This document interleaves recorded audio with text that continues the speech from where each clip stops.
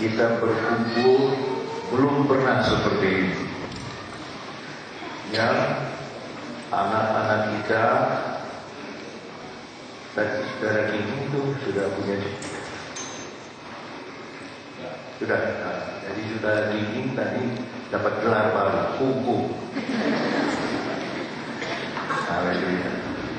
Saya lihat dari Singapura ada, itu orang tuanya saya ngawinin sudah. Sekarang anaknya udah mahasiswi udah. Ya, tadi saya lepas juga satu anak ke Amerika di Jakarta. Ya. Orang tuanya datang dan rasanya terharu kalau lihat begitu. Begini banyak. Ya. Jadi saya agak sedih juga karena ada satu teman saya dari kecil meninggal dunia. Masih 62 tahun. Ada juga jemaat sekolah minggu masih muda 17 tahun meninggal juga. Ya. Tapi kita ada sekarang karena Tuhan, karena Dia. Dalam Lukas pasal 2 ayat ke-7 dia berbunyi begini. Gak usah.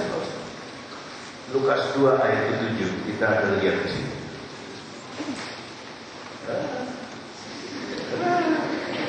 Kembali baca 2, 3.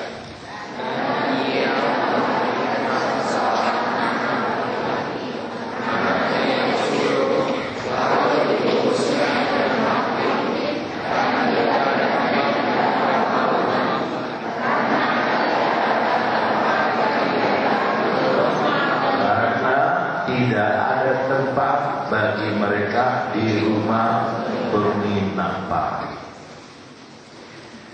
Coba kita sekarang bandingkan dengan hidup kita. Yesus itu anak Allah yang mengosongkan dirinya. Ya.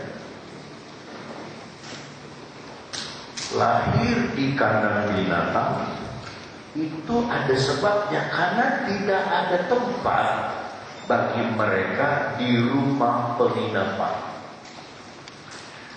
Nah, rumah penginapan ini saya baru baca tadi sebelum ke babnya. Itu biasanya disewa oleh orang-orang pemabuk-pemabuk, ya, yang suka ganggu orang dan sebagainya, orang-orangnya. Jadi ada tempat untuk garong, ada tempat untuk pemabuk, ada tempat untuk orang jahat. Tapi untuk seorang ibu yang sedang mau melahirkan justru Raja segala raja, Yesus Tuhan kita, tidak ada tempat. Dan ini kita harus refleksi di akhir tahun. Apakah hati kita itu selalu ada tempat untuk Tuhan apa tidak? Coba sekali lagi kita lihat Yohanes 1 ayat 11. Yohanes 1 ayat 11. Kita baca bersama-sama. 2, 3.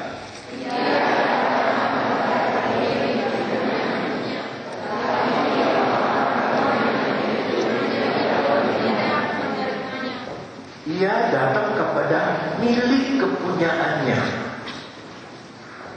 Coba, kalau udah di kandang banyak orang nggak kenal dia. Yesus nggak dikasih tempat, no problem, karena orang tidak kenal, belum tahu.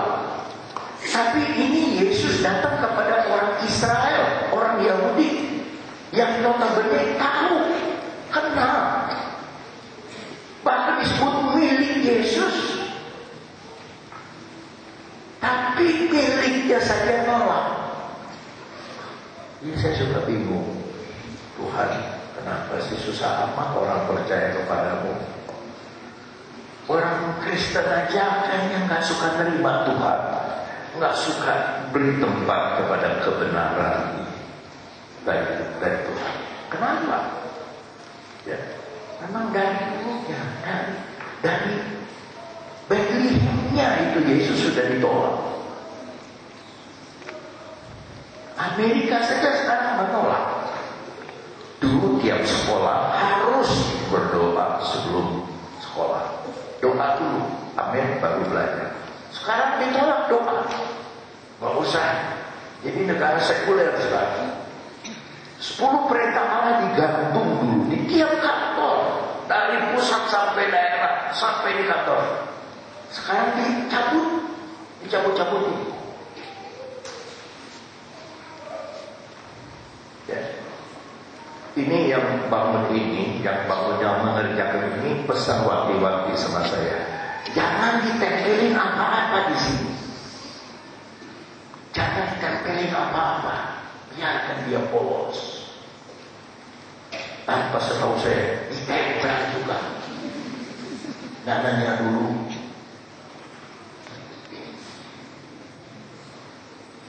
Ya.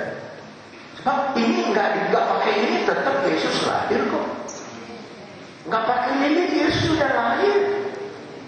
Saudara mau terima atau nggak terima, Yesus sudah datang. Tapi ini yang harus kita renungkan. Kenapa kita nggak terima dia? Kenapa hati kita tertutup kepada kebenaran Tuhan? Kenapa kita lebih terbuka kepada dunia? Kenapa kita lebih senang kepada perkara-perkara yang akan lenyap? Kenapa kita tidak lebih senang kepada hal-hal yang kekal?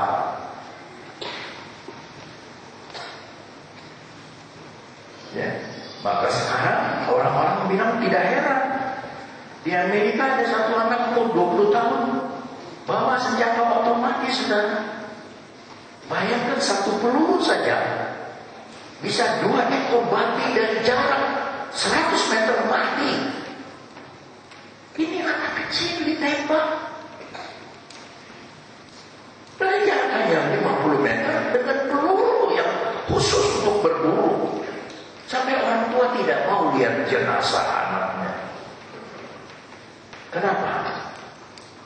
Karena Alkitab sudah ditinggalkan. Karena Yesus nggak dikasih tempat, kekerasan dikasih tempat, senjata dikasih tempat. Coba kita lihat Lukas pasal 9 ayat 58. Saya kira ada di sini, ada nggak sih Lukas? Coba Lukas 9 ayat 58. Ayo Lukas 9 ayat 58. Yesus berkata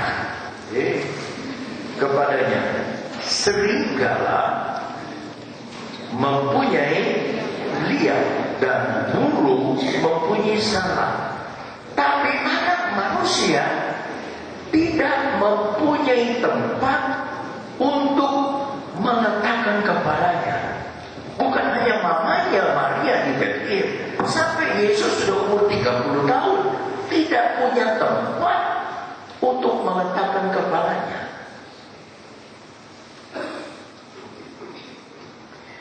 Di dalam Lukas 13, dalam Lukas 13 ayat 32, saudara, kita nanti lihat ulang balik ini.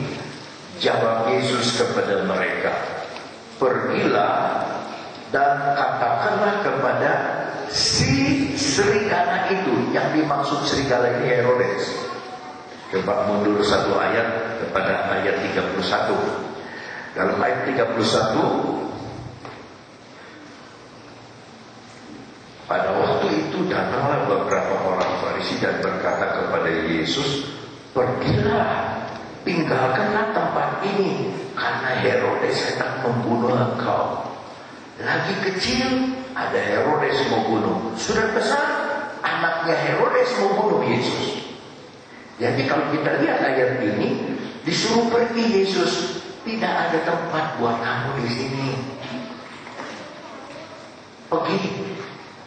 Herodes mau membunuh. Kita kembali kepada Lukas 9 ayat 58. Lukas 9 ayat 58. Yesus berkata kepadanya, serigala mempunyai apa, saudara? Lubang. Dan burung di udara mempunyai sarang. Jangan repot dengan perkara-perkara burung dan serigala. Nah, sekarang kita baca sekarang ayat 41 pasal 13 pasal 9 ayat 58. Pasal 13 ayat 32 tadi. Pasal 13 ayat 32. Jawab Yesus kepada mereka, pergilah dan katakanlah kepada si serigala itu. Jadi kita udah tahu yang dimaksud serigala adalah Herodes. Bukan cuma kejam, tapi Herodes itu hidupnya foya-foya. Hidupnya senang-senang, istrinya aja 10.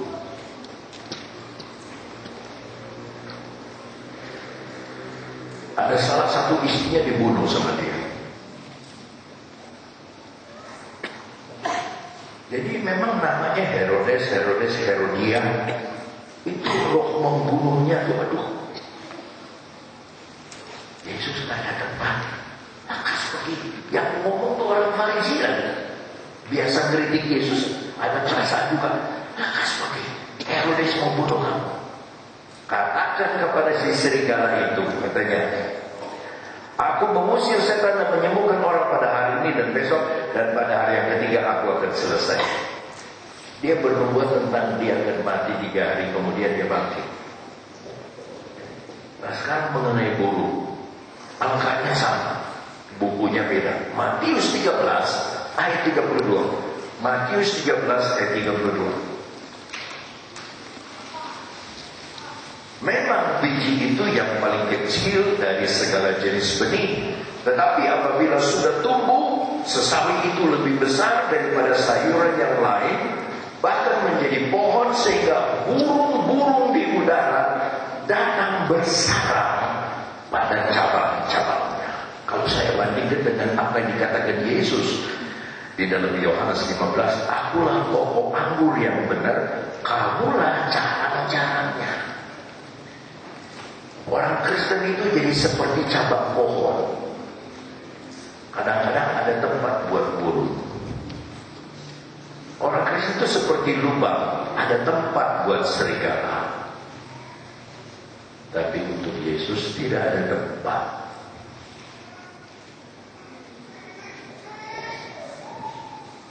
Tidak ada tempat untuk Yesus.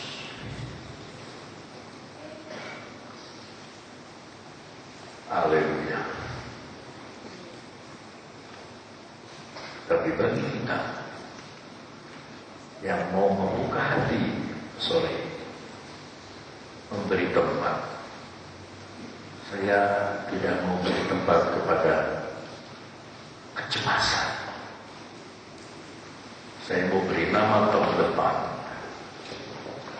Tahun 2013 itu